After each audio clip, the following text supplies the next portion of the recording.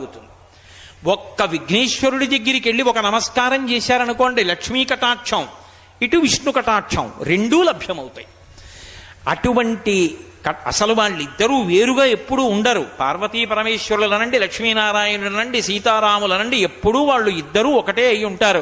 అనుకల తనుకండాలింగనారంభ శుంభత్ ప్రతిదిశభుజాకా శ్రీ సఖానోకహర్ది స్తననేనగుళుచ్ఛ స్పార పుష్పద్విరేఫా రచయితుమయి లక్ష్మీ కల్పవల్లీ కటాక్షాన్ అంటారు పరాశర భట్టలు శ్రీగుణరత్న కోశంలో. పెద్ద పెద్ద పువ్వులతో ఉన్నటువంటి తీగ ఒక చెట్టుని బాగా అల్లుకున్నప్పుడు ఆ పువ్వులు చెట్టు కాండమనకు ఒత్తుకుంటే ఎలా ఉంటుందో అలా లక్ష్మీదేవి చేత ఆలింగనము చేయబడినటువంటి శ్రీ మహావిష్ణువు నీలతో యత మధ్యస్థ విద్యుల్లేకే భువాస్వర, నీలం నల్లని మబ్బు మీద మెరుపుతీగ ఉంటే ఎలా ఉంటుందో అలా కలిసి ఉంటారు. పార్వతీ పరమేశ్వరులైనా అంతే. సంధ్యారంభ విజృంభితం శృతిశిరస్థానాంతరాధిష్ఠితం